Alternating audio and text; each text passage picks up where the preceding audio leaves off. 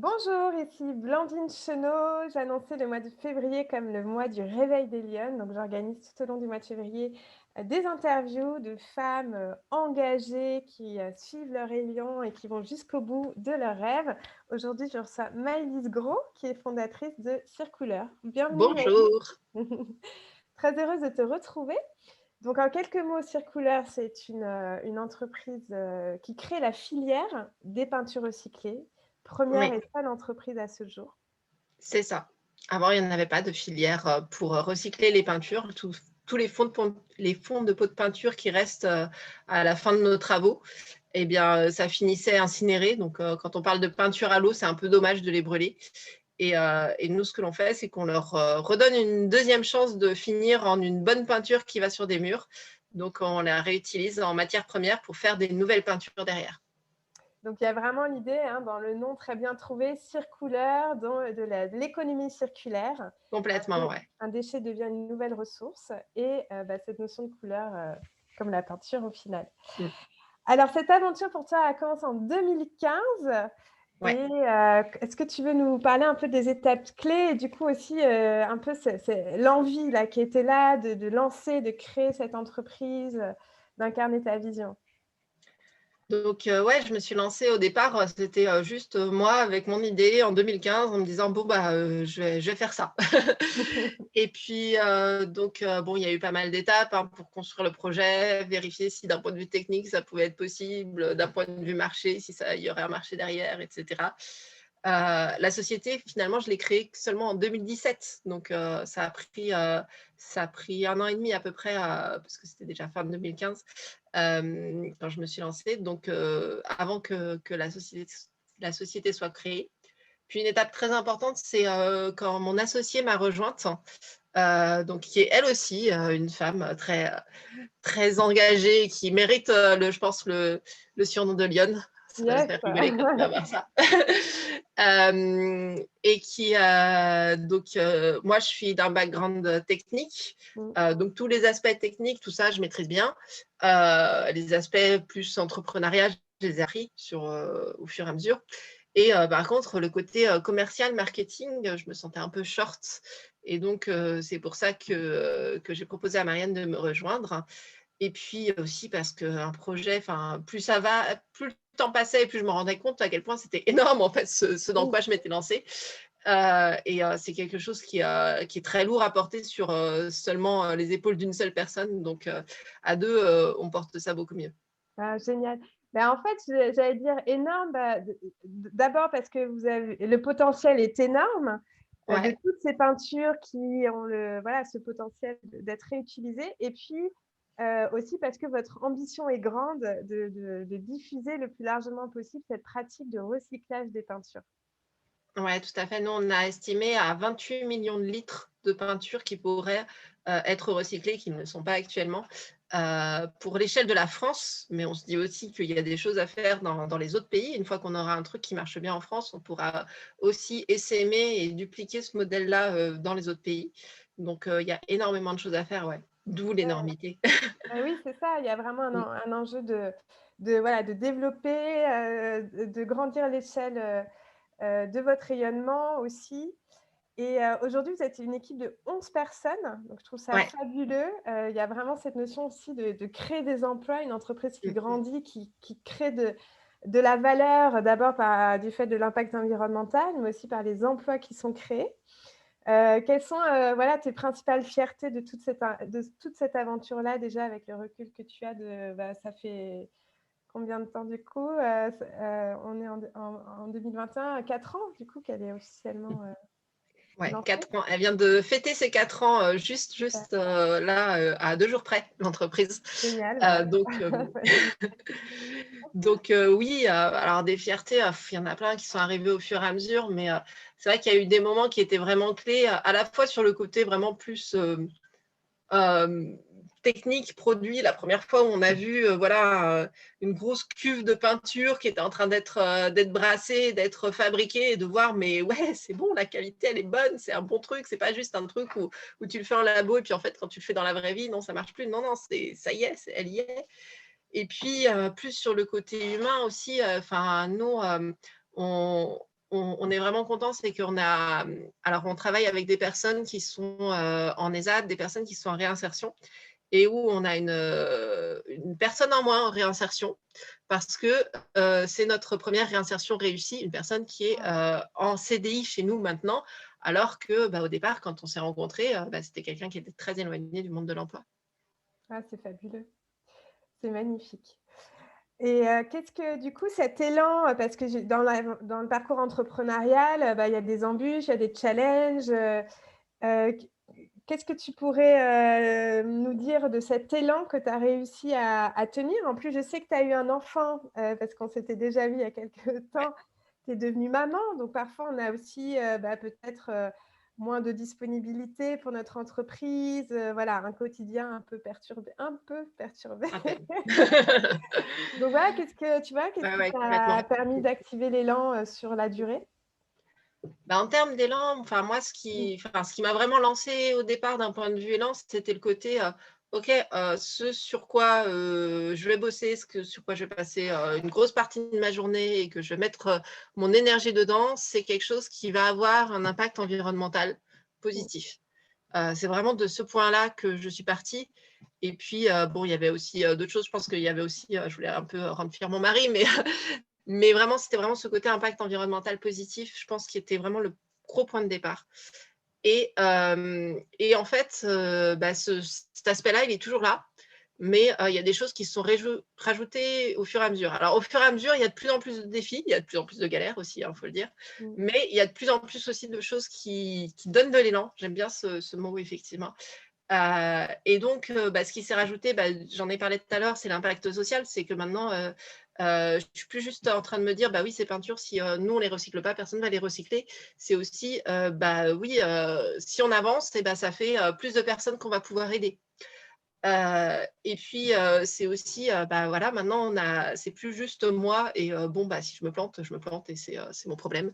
On est toute une équipe. Et cet élan, c'est aussi de me dire, voilà, je me démène, c'est aussi pour eux. Et en plus, on a la chance d'avoir vraiment une super équipe avec des gens très, très motivés, très engagés. Et voilà, eux, ils sont très engagés. Moi, j'ai envie d'être très engagée pour eux aussi, quoi. Donc, tout ça, ça donne de l'élan. Et puis le bébé, c'est un peu les deux en fait. C'est-à-dire que à la fois, ça continue à donner de l'élan parce que je me dis aussi, ouais, je veux que plus tard, quand il soit grand, il soit fier de ce que sa maman elle a fait. Mmh. Que ça lui donne aussi des rôles modèles une femme entrepreneur. C'est important aussi. Mais c'est aussi d'avoir un petit bébé, ça aide à faire la part des choses aussi. Ça aide de toute façon, il y a des moments, je peux pas faire autrement que décrocher parce que, voilà, je peux pas être sur mes tableaux Excel, je suis en train de coucher mon fils. Voilà, des choses comme ça. Donc, alors heureusement, la répartition des tâches d'éducation et des tâches ménagères est plutôt bonne dans mon couple, parce que de toute façon, c'est nécessaire. Quand on est dans l'entrepreneuriat, encore plus qu'autrement, ça devrait être partout, mais quand on est dans l'entrepreneuriat, je pense que je sais pas comment on peut faire autrement. Mais effectivement, ça permet de faire la part des choses, ça permet de prendre un peu du recul est-ce que c'est si grave que ça, ce truc-là? Voilà, ça permet de mettre de prendre de donner la bonne ampleur aux différentes choses, je pense. Mmh, j'aime bien cette formule, Mmh. tout à fait. Et du coup, ça rejoint un peu, mais comment tu vis, toi, ce passage? Parce que j'entends là que, tu as lancé Circouleur à la base sur une intuition. «Tiens, et si on faisait ça? Je sens que ça peut marcher» et voilà, et du passage à l'action. Pareil, là, tu parles de prise de hauteur, notamment quand tu vas être plus dans la sphère familiale, ça va te permettre de te détacher, mais je pense qu'en revenant un peu à toi et dans cette ambiance familiale, tu prends aussi de la hauteur et du recul sur ton entreprise. Ça peut t'amener, une respiration, de la créativité, de l'intuition, puis hop, tu repasses à l'action. Comment tu vis ça un petit peu, cet équilibre entre les 2? Enfin, cet équilibre non, mais cette dynamique, comme s'il y avait un dialogue qui s'installait, je sais pas? Alors, je pense que je me laisse surtout porter parce que, tout n'est pas parfait, hein. Je pense que j'ai encore je me suis améliorée, mais j'ai encore beaucoup de choses à améliorer sur l'équilibre entre le pro et le perso. Mmh. C'est pas simple, effectivement, la charge de travail est très importante, donc il y a ça. Et effectivement, des fois, le bébé force un petit peu un certain équilibre parce que il y a des moments où tu n'es juste pas dispo et tu n'es pas dispo, quoi. Donc, j'aurais tendance à dire que pour l'instant, je me laisse plutôt porter par les événements parce que voilà, je sais qu'il y a des besoins d'un côté, du côté pro, des besoins du côté perso. J'essaye de répondre à tous ces besoins. Ce n'est pas tous les jours facile. Je pense que j'ai à m'améliorer là-dessus, mais au moins j'en suis consciente, c'est déjà la première étape. Mmh. Et j'y travaille notamment là-dessus. Ouais. OK, super. Et alors, quelles sont les perspectives de développement pour Circulaire, hein? Aujourd'hui, vous êtes déjà dans nous, on s'était parlé il y a peut-être 2-3 ans, vous étiez dans 3 ou 5 magasins à l'époque. Peut-être, ouais. Et aujourd'hui, déjà, vous êtes présent dans beaucoup plus de magasins. Combien Ouais, exactement? on est présent dans 17 magasins pour l'instant. 17 Et puis magasins. on vend aussi sur notre gamme professionnelle pas mal de peintures aussi. Et quelles sont vos perspectives de développement pour la suite? Nous, notre développement, ce qu'on veut, c'est recycler toutes les peintures, tous les déchets de peinture qu'il y a en France, hein. Rien de moins que ça. Il faut être ambitieux, donc on est ambitieuse. Donc, oui, alors bon, c'est step by step, bien sûr, mais effectivement, c'est avoir accès à de plus en plus de déchets de peinture pour pouvoir de plus en plus les recycler, pour pouvoir de plus en plus vendre nos peintures recyclées derrière. Donc, c'est ça notre développement derrière. Ouais. Et du coup, vous avez une grosse actu, en ce moment avec la Fabrique Ouais. Aviva. Oui, Tu peux on nous a raconter? besoin de votes. Effectivement, on participe à un concours qui s'appelle la Fabrique Aviva, qui est un concours sur de l'entrepreneuriat social, de l'entrepreneuriat à impact, donc on est complètement dedans. Et ce concours, donc il y a une partie, pour gagner le concours, il y a une partie sur convaincre un jury, et ça, on est confiante qu'on peut y arriver. Et il y a une partie qui est sur des votes, donc on va chercher des votes, on a besoin que les gens votent pour nous. Ce sera peut-être possible de mettre le lien en commentaire ou je ne sais pas. Oui, tout à fait. En fait, il faut aller sur une plateforme et puis chaque personne a 10 votes, il faut s'inscrire. La plateforme n'est pas toujours très facile, il y a quelques bugs, donc il faut persévérer si on en a. Mais voilà, on peut mettre jusqu'à 10 votes et ça peut nous permettre de remporter ce concours. Et ce concours, il a un gros enjeu pour nous parce qu'il y a un enjeu financier qui est énorme derrière. C'est qu'on peut gagner 60 000 €, voire même 160 000 €. Il y a une entreprise à l'échelle de la France qui va gagner les 160 000 €. Et donc, nous, on est hyper motivés pour remporter ça parce que ça va nous permettre d'accélérer et du coup, d'avoir plus rapidement, plus vite, plus d'impact, en fait, aussi bien sur le côté environnemental que sur le côté social. Donc, c'est pour ça qu'on a besoin de votre aide. Donc, effectivement, je mettrai le lien en commentaire, de cette vidéo. Est-ce que Super. tu peux rappeler le bilan carbone de vos peintures recyclées par rapport à d'autres peintures, enfin les peintures classiques qu'on achète, qu'on trouve, le plus facilement possible dans les Ouais, on magasins? a fait réaliser une analyse de cycle de vie pour vraiment avoir ça de quantifier et puis de valider. Enfin, ça passe par un expert qui valide le truc. Enfin, c'est vraiment quelque chose de très solide. Et où, en fait, nos peintures, elles divisent par 12 le bilan carbone par rapport à une peinture acrylique classique. Et ça, c'est important, c'est qu'en fait, on ne s'en rend pas forcément compte. Finalement, vous prenez 1 kilo de peinture, et ça génère beaucoup plus qu'1 kilo de CO2 dans l'atmosphère. Parce qu'il y a toutes les étapes qu'il y a eu en amont pour extraire des matières premières, pour les transformer, pour les transporter, parce que des fois, elles venaient de super loin.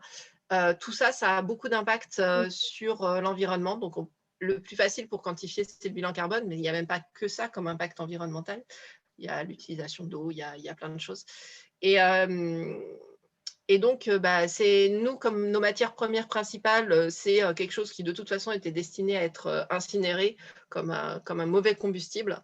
Ça fait autant de matières premières en moins à prendre depuis les ressources de la planète et autant de bilan carbone en moins pour nos problèmes d'effet de serre qu'on a tous en ce moment. Donc voilà, et c'est quelque chose qui, tu parlais des différentes étapes. Ça, c'était aussi une étape quand on a eu vraiment le chiffre validé, tamponné de bilan carbone qui était importante parce que, il y a des choses qui sont intuitives et où on dit bah, forcément on est meilleur pour l'environnement, c'est logique. Mais quand vraiment on a le chiffre, un chiffre qui est validé par rapport à ça et où on peut s'y référer, c'est vraiment un argument très fort. Oui, j'imagine, notamment pour les distributeurs, pour les utilisateurs. Il y a aussi, j'avais fait une étude dessus lorsque j'étais consultante à l'époque sur la qualité de l'air des peintures. Et en fait, ça, c'est du coup, c'est invisible, hein, c'est des composés organiques volants. Volatile. Mais c'est voilà, le choix de ces peintures, notamment en intérieur au final, est quand même très important voilà, pour bien pour garder un air sain. Et les peintures recyclées de Circulaire ont une meilleure qualité de l'air. Enfin, je m'exprime mal, tu vas mieux l'expliquer. Mais Ça, en fait, moins d'émissions dans l'air, c'est ça? c'est une externalité positive. C'est-à-dire que, en fait, par construction, par la façon dont on fait nos peintures, et du coup, on a justement beaucoup moins de composés organiques volatiles, de COV, qu'une peinture classique. Pourquoi? Parce que dedans, donc, le V, c'est volatile, c'est-à-dire que c'est des composés où quand on ouvre le pot de peinture, ils commencent déjà un petit peu à partir. Alors, si on a le nez au-dessus, on se fait sniff, hein. Mais nous, du coup, notre matière première, c'est des peintures qui ont déjà été ouvertes. Donc, finalement, tout s'est déjà évaporé dans l'atmosphère. Alors, j'espère avec pas grand monde qui respire au-dessus. Mais en tout cas, nous, les peintures qu'on récupère, elles en ont plus des COV. Et forcément, dans les quelques matières premières vierges qu'on rajoute, on fait bien gaffe à prendre des composés, des produits qui n'ont pas de COV. Et ce qui fait que du coup, on est hyper bas, on est parmi les plus bas. Nous, les gens qui ont fait les analyses pour nous, ils nous ont dit les seules peintures que j'ai vues aussi basses en COV, c'est les peintures dépolluantes, quoi. Clairement. Donc, et ça, c'est important parce qu'effectivement, maintenant, presque toutes les peintures, elles sont classées A+. Il y a l'étiquetage et elles sont presque toutes classées A+.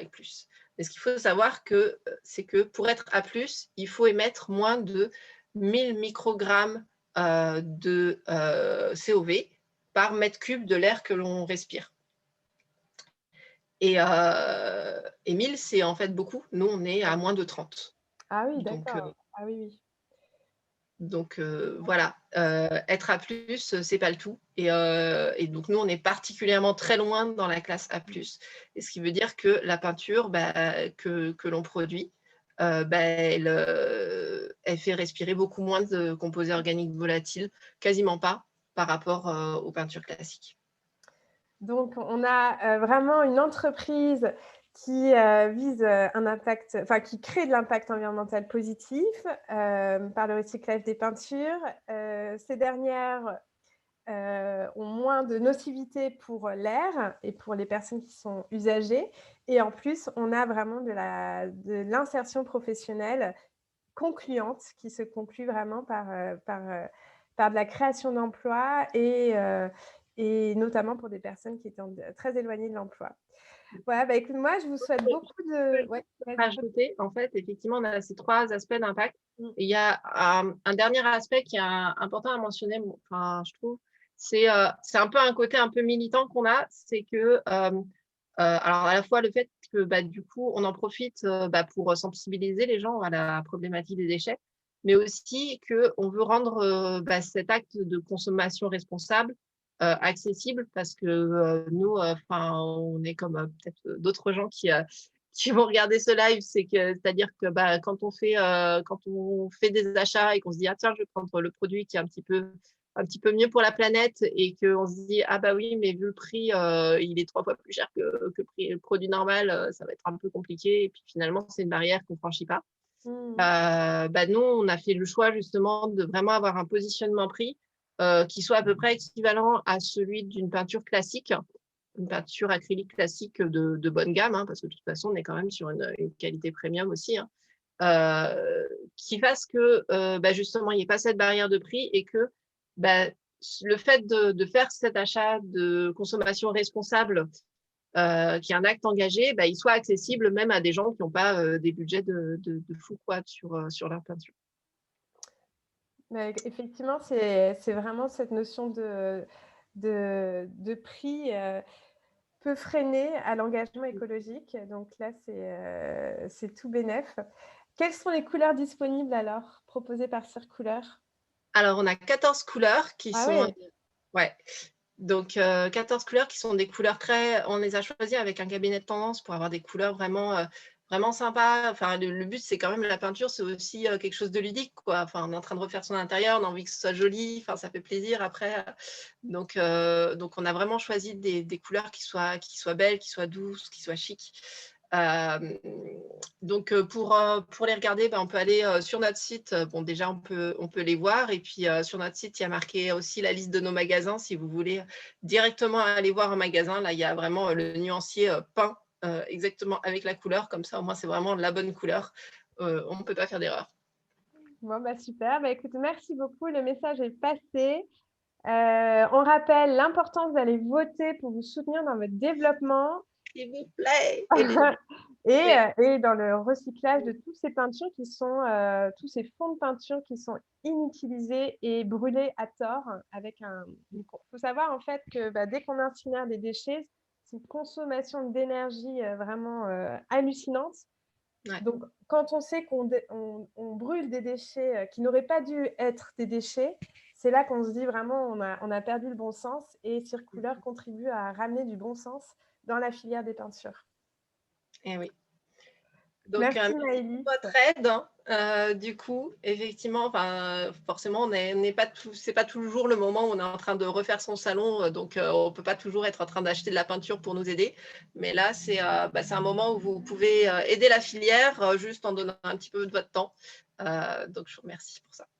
Et bravo aux lionnes, Maëlys et Marianne, et à toute l'équipe qui est avec vous. Et vraiment, très bonne continuation et merci pour votre engagement. Merci, À bientôt Maëlys. à bientôt.